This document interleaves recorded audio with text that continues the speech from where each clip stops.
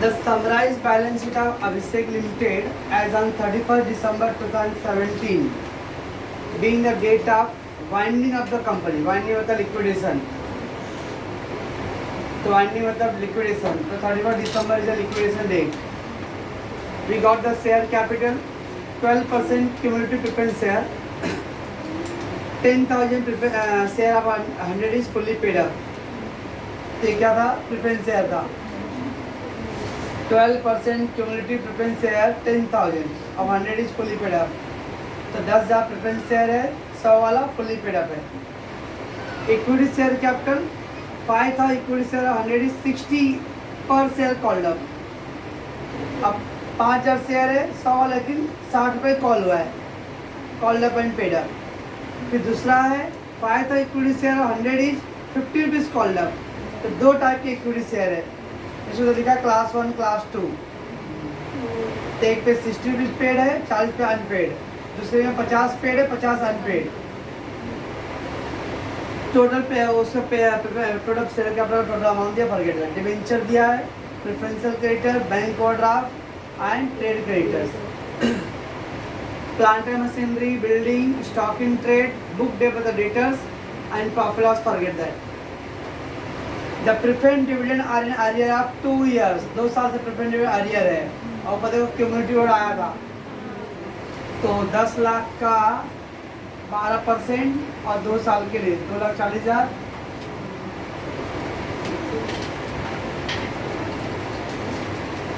10 लाख का 12% and 2 years के लिए तो 2,40,000 आएगा.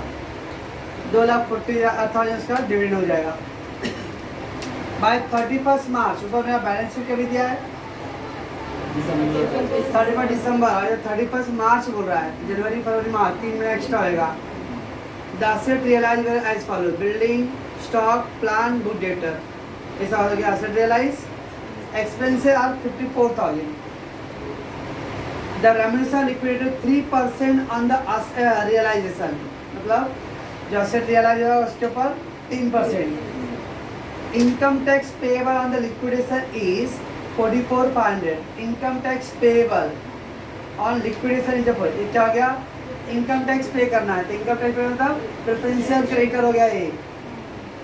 Employee का salary, wages, government tax ऐसा preferential creditor है. Assume that the final payment are made by the 31st March. अब फाइनल पेमेंट 31 मार्च को हो रहा है और लिक्विडेशन डेट कभी है 31 दिसंबर है. तब लिक्विडेशन डेट 31 दिसंबर है और पेमेंट सबका होने वाला 31 मार्च तक. तो लिक्विडेशन के बाद में भी जा रहा है ना 3 महीना. इसके अंदर जो accrued interest after liquidation debenture देखो कितना है 15%. 4 लाख है ना. 4 लाख का 15% 3 महीने के लिए. 4 लाख का 15% 3 मंथ के लिए. 60,000 15,000 रुपये आएगा liquidation interest on debenture after liquidation. Assuming the final payment are made on the river, prepare the liquidator finance statement. तो ज़्यादा तो सब कुछ लग नहीं रहा है लेकिन इसमें बहुत कुछ लगेगा. पॉज कीजिए तो पहले. चलिए स्टेटमेंट ऑर्डर ऑफ पेमेंट. तो पहला ओपनिंग कैश बैंक. तो opening cash bank not there. उसके बाद असेट रियलाइज्ड.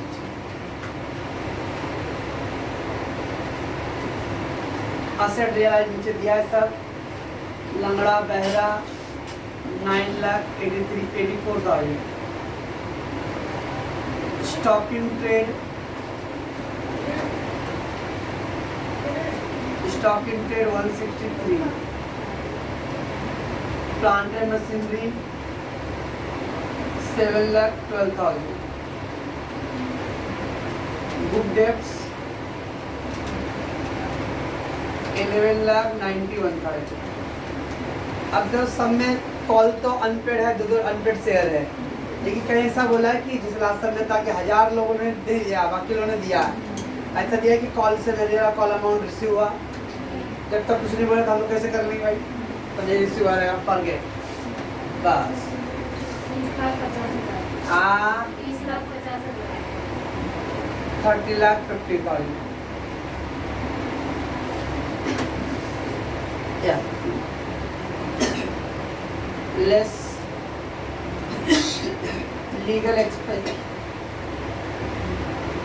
legal expenses नहीं है और छुट्टी भी गया सर कल आएगा मांगने लेस लिक्विडेटर रेम्युनरेशन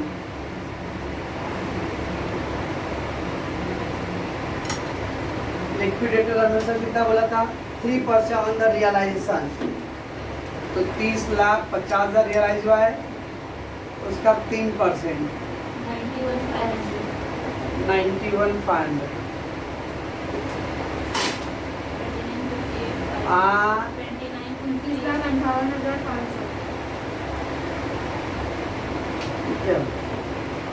अब उसका less legal expense liquidation expenses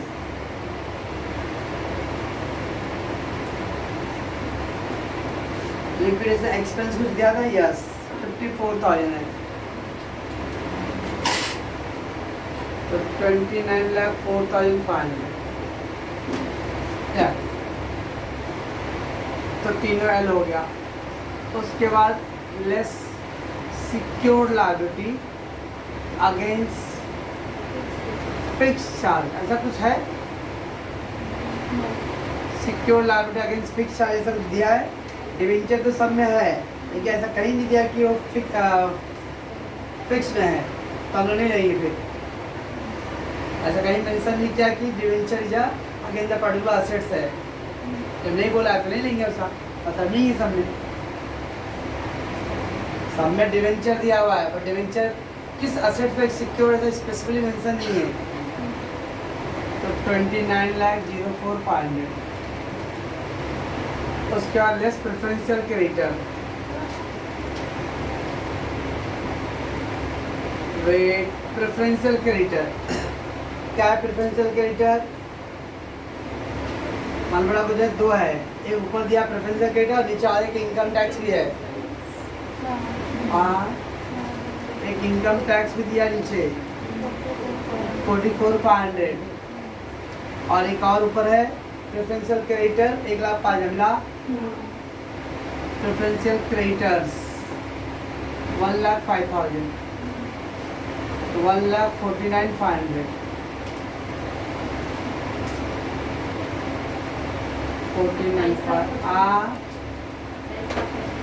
55 ये हो गया preferential creditors less liability secured against floating charges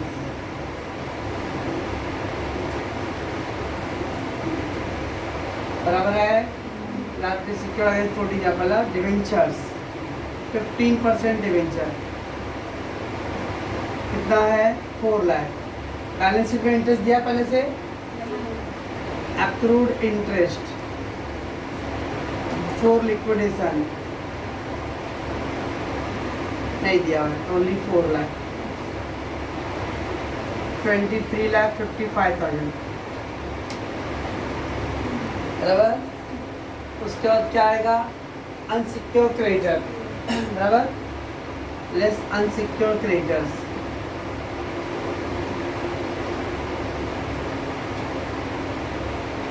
unsecure creditor क्या क्या मेरे पास बैंक ओवरड्राफ्ट है और क्रेडिटर है मिला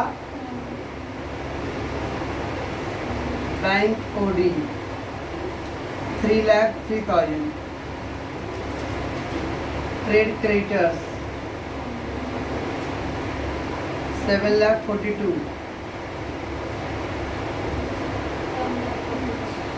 10,45,000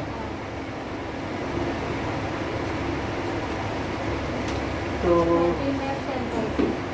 30,10,000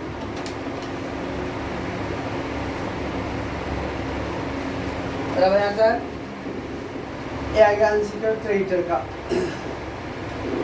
उसके बाद क्या आएगा यू लेस एक्रूड इंटरेस्ट है क्या कुछ accrued interest after liquidation yes 4 lakh debenture था 15%, 4 लाख इंटू 50%, टाइमिंग 3 मंथ के लिए 15,000, 12,95,000। उसका लेस प्रेफरेंस शेयर आएगा, less preference share holder. Preference share holder में 3 आइटम होते हैं नॉर्मली, एक डिविडेंड, एक कैपिटल और अगर प्रीमियम बोला रहा तो पहले डिविडेंड, आइडियर्स ऑफ डिविडेंड। कितना आइडियर डिविडेंड है? 2 साल का आइडियर है मिला, और समय लिख रहा है क्यूमुलेटिव है कि नहीं। अगर क्यूमुलेटिव ले रहा है तो खाली 1 साल का देंगे। 1 साल क्यों? करंट ईयर के लिए। एक क्यूमुलेटिव नहीं रहेगा तो 1 साल का ही खाली देना रहेगा, और क्यूमुलेटिव तो पूरा देंगे हम लोग। तो 10 लाख का 12% एंड 2 years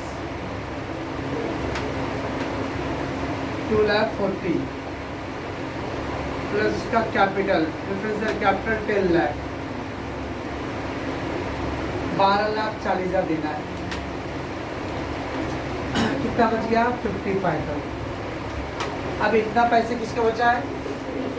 इक्विटी को बचा है। इक्विटी 2 टाइप के है, दोनों पार्टली पेड है। अब यहाँ सब कहानी का नया जाने वाला है, यहाँ तक तो वही कहानी रिपीट हुआ है, अब यहाँ से कहानी चेंज होएगा। इसके पहले वाले में भी इक्विटी से पार्टली पेड था, लेकिन वहाँ तक सम गया ही नहीं था मेरा, क्रेडिटर पे ही रुक गया था हमारा सम।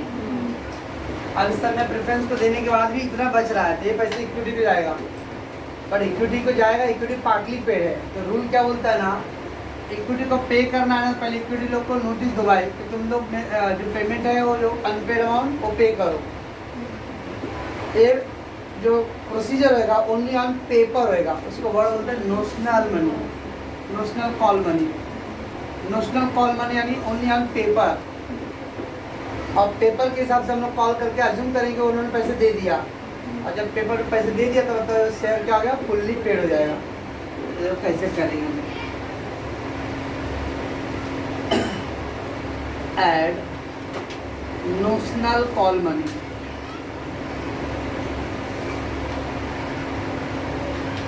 Call money on equity share holder, add notional call money. कैसे करेंगे? क्लास 1 5,000 शेयर था, 100 पेड था, 60 ऐसा 100 ही 60 पेड है, तो कितना अनपेड है? 40 रुपये अनपेड है। तो जो 5,000 लोग थे वो लोग से मैं 40-40 रुपये मांगूंगा, कितना आ गया? 2 लाख बराबर है, 2 लाख हो गया।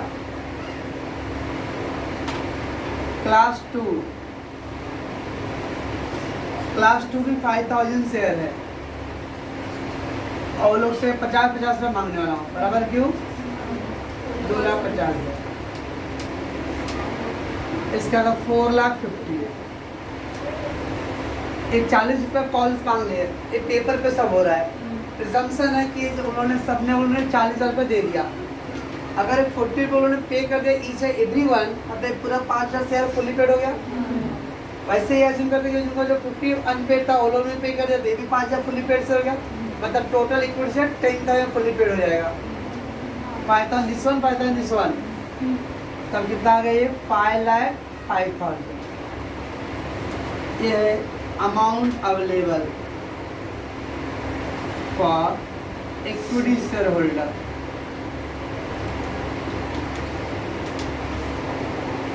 Holder of 10,000 fully paid share।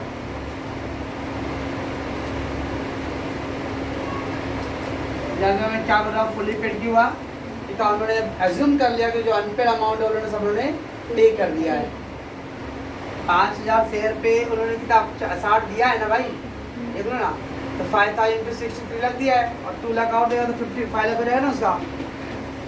5,000 share fully paid होने के लिए कितना अमाउंट होना चाहिए? 5 लाख होना चाहिए, तो 3 लाख और जब 2 लाख 5 लाख हो गया। 5,000 शेयर का कितना आना चाहिए? 5 लाख इंटू होना चाहिए था, तो 2,50,000 और 2,50,000 5 लाख हो गया। ये सब पेपर पे हो रहा है, रियलिटी में नहीं। अब अगर पूरे 10,000 शेयर फुल्ली पेड अप रहेगा तो कितना अमाउंट अवेलेबल रहेगा उन लोग के लिए? 5,05,000। ये 5,05,000 अवेलेबल है पूरा फुल्ली पेड।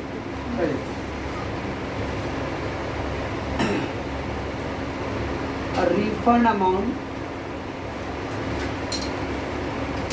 ऑन 1 शेयर और per share equal to total amount available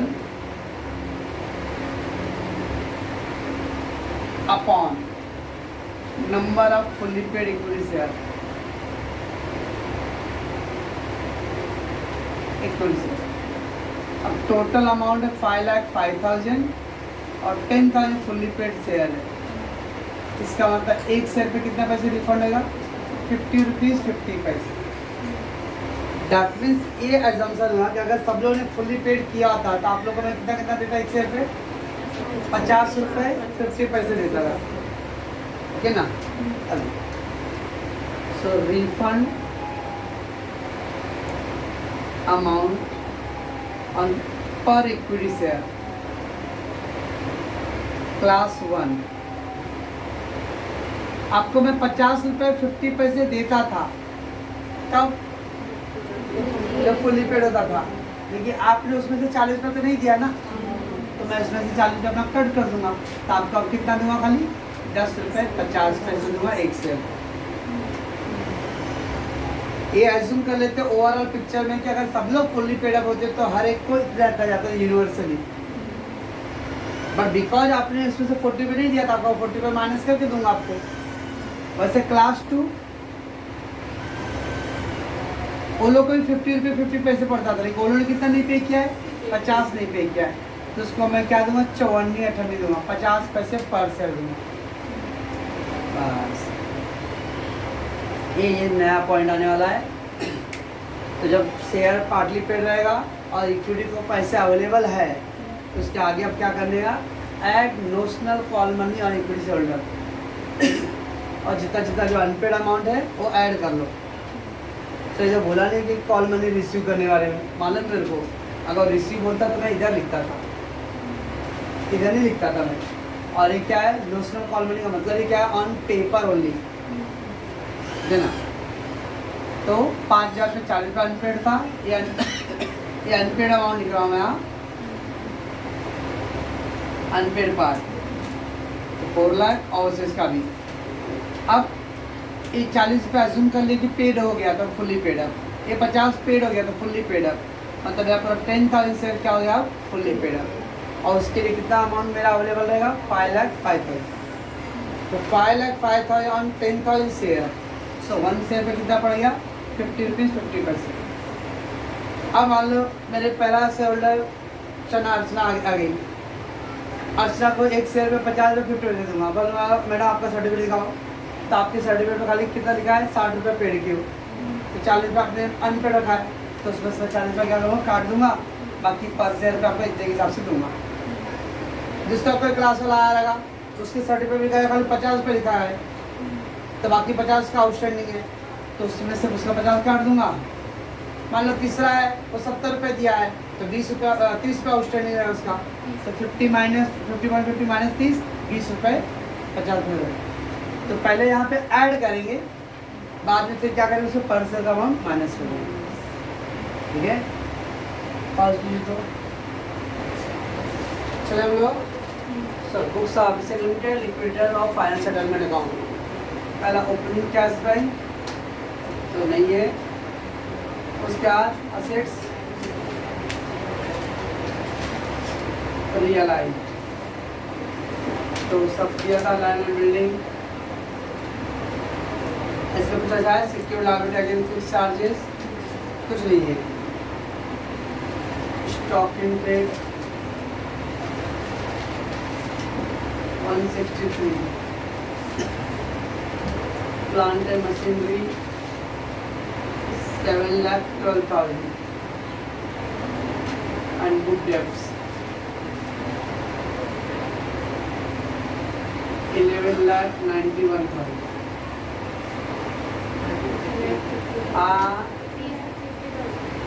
35 ये आ गया। उसके बाद सरप्लस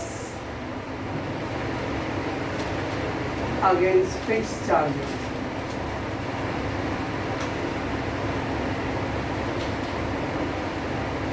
तो कुछ भी नहीं था। Calls in arrear received dash on dash share at the rate of dash rupees. उसके call from contributories,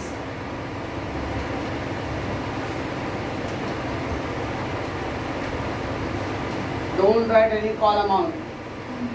वो तो नोशनल कॉल पेपर पे किया है, रियल में रिसीव कुछ नहीं किया है। on dash share at the rate of dash rupees each। बस पहला लीगल एक्सपेंसेस कुछ नहीं, फिर लिक्विडेटर रेम्यूनरेशन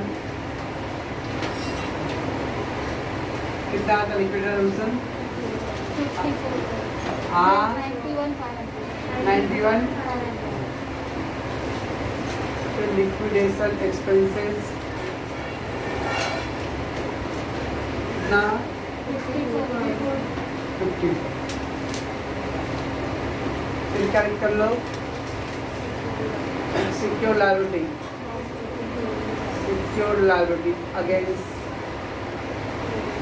फ्लोटिंग चार्जेस, बराबर है। तो उसमें डिवेंचर था कुछ 4 लाख, और प्लस इंटरेस्ट भी था कुछ accrued interest,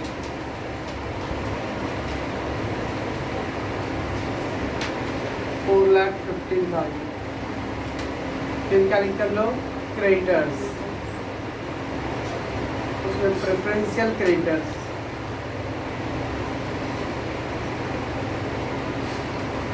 अब प्रेफरेंशियल में 2 टाइप का था, एक प्रेफरेंशियल क्रेडिटर था और एक टैक्स था ना कुछ।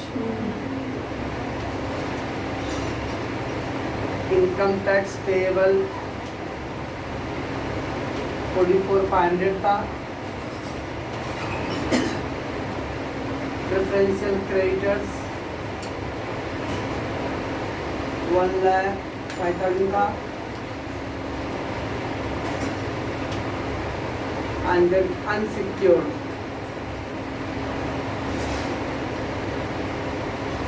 कितना था? बैंक ओवरड्राफ्ट क्रेडिटर्स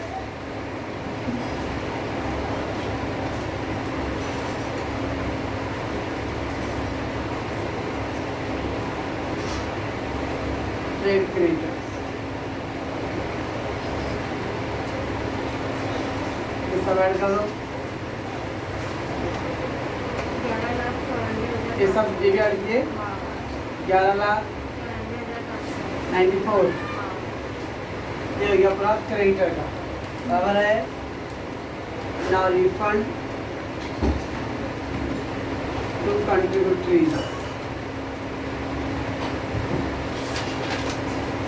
उसके पहला preference holder,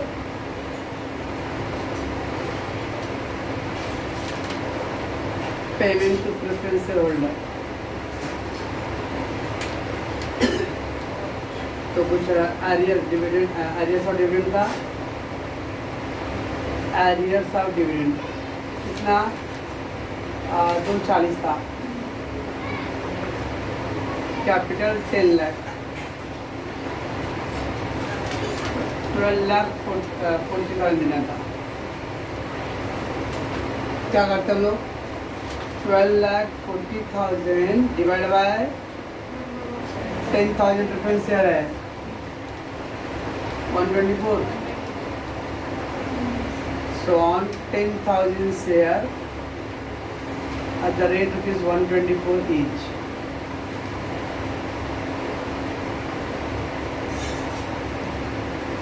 Payment to equity shareholder,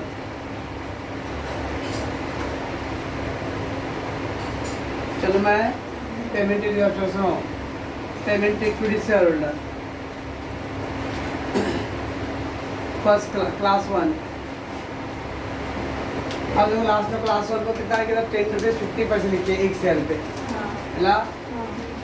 तो क्लास 1 का कितना शेयर है, 5000 है, और एक शेयर पे 10 रुपये 50 पैसा है। Class 1 50 on 5000 share at the rate rupees 10 rupees 50 पैसे ईच। मल्टीप्लाई करो उसका 5 to कितना आ गया, बराबर है। क्लास 2 वो भी ऑन 5000 शेयर है, share at the rate rupees 0.50 each, 2500। ये दोनों प्रोडक्ट कितना आएगा, 55 आएगा। चेक कर अपना, जो सब में एकदम लास्ट में 55,000 ही आया था, बराबर ना। बस शुड टैली 30,50,000 उधार है, पक्का 30 लाख ऐसा था। तो अपना जो 55 आया वैसे आएगा, उतना ही आएगा इधर पे। ठीक है, लिखेंगे प्रिंट करेंगे तो 5000 शेयर पे और 10 रुपये 50 पैसे हिसाब से, और फिर 5000 शेयर पे 0.50 के हिसाब से। और कीजिए